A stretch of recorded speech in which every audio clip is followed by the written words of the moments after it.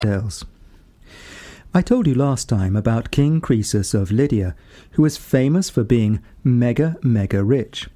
He himself was certain that he was the happiest man alive, and you might think that he had good reason for his opinion. But if you look at the story through Greek eyes, it was certain that something terrible was about to happen to Croesus after he boasted of his wealth to Solon, the wise man of Athens. In Greek myths and plays, people who become too big-headed always come to a sticky end. Herodotus tells us bluntly, the anger of the gods was coming for Croesus. And this was clearly because he had boasted that he was the happiest of men. And he soon had a dream which showed him the evil that was about to befall his eldest son. Croesus had two sons, one of whom Herodotus does not name, was deaf and mute. The other, Atys, had it all: wealth, wit, looks, and courage. He was the handsome prince from a fairy tale, and the pride and joy of his father. But one night Croesus dreamt that Atys was killed by an iron spear. He woke up in a great fright, certain that his dream was a sign from the gods. Sometimes the stories of Herodotus play out a little like fairy tales. If you know the story of Sleeping Beauty, you will recall that a bad fairy predicted that Princess Thalia would prick her finger on a spinning wheel. Her father, the king, tried to avoid this dreadful fate by ordering all the spinning wheels in the land to be destroyed. After his terrible dream, Croesus had similar ideas to protect his son from fate. He removed all weapons, especially spears, from the men's part of the palace, and instead stashed them away in the women's quarters, where there would be no risk of one of them accidentally dropping onto his son. And then the king forbade his son to go anywhere near the army, even though he was one of its leaders.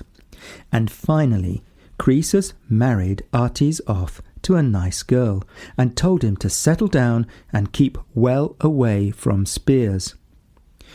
You might think that these were sensible precautions, but in Greek tales, anyone who tries to dodge their destiny like this is always caught out. I'll give you an example from a famous myth.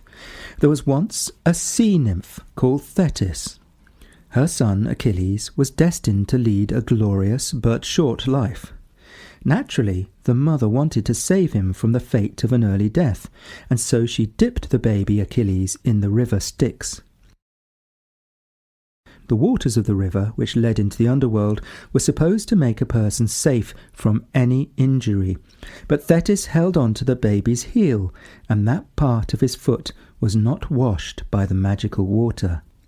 Achilles grew up to be the world's mightiest warrior. But he could not escape destiny. Prince Paris of Troy fired a poisoned arrow that caught him on the back of the foot, and he died the early death fated by the gods at birth. And that's where we get the phrase Achilles' heel, which means a vulnerable spot. So you get the idea. King Croesus was not able to save his son from destiny. It happened like this. The land of Phrygia, where King Midas lived, was part of the Lydian Empire. It so happened that the grandson of Midas, a young man called Adrastus, accidentally killed his own brother. As a punishment, he was sent into exile. This unfortunate young man came to Croesus at his palace in Sardis and begged for mercy. Croesus was generous-hearted and told him, "Our families are allies. You are among friends here." They performed a ceremony to rid Adrastus of his blood guilt. Then he began his new life in the palace. Croesus treated him as one of his own sons. Around this time, in another part of the Empire of Lydia, a giant wild boar was causing trouble. The monster trampled the crops and terrified the local people. They sent to Croesus to ask for help. Hunting wild boar was a noble and heroic pastime. It was just the job for a gutsy young prince. It seemed quite natural for Croesus to send Artes to finish off this troublesome pig, but Croesus refused to risk his son's life. When Artes was told he had to sit at home and not lead the hunt, he feared that people would call him a coward.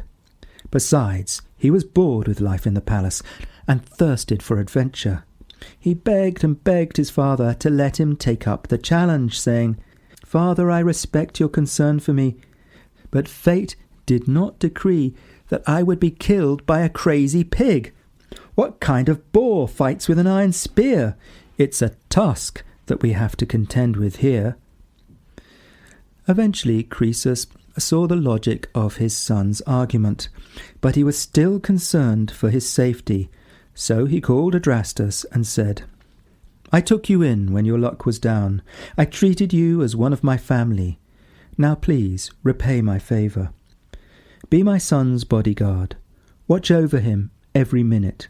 Protect him from any attack by bandits or villains on this trip." Adrastus replied humbly, saying that he was not worthy of the honour, especially as he had accidentally killed his own brother. But since Croesus insisted, he would, of course, follow his orders to the very best of his ability. The young men and the hunting party travelled to the mountain where the boar was rampaging. They tracked the beast down and cornered him, but the fate of the gods could not be avoided. It so happened that Adrastus took aim at the wild boar with his spear, threw it, and missed the creature, instead hitting Artes, son of Croesus, and killing him. They returned to the city of Sardis with the body of the king's son. Croesus was distraught. Adrastus, who had now twice killed someone by accident, was ready to die. But Croesus understood that a greater power was responsible for the death of his son, and forgave him. It seems that Croesus had some good qualities. He was generous and forgiving, even when he was stricken by grief. And you might think that the gods had now punished Croesus enough for his boastfulness and pride, and that fatal quality which the Greeks called hubris. But in the next episode I will let you know how he was tricked once again by fate and predictions of the future.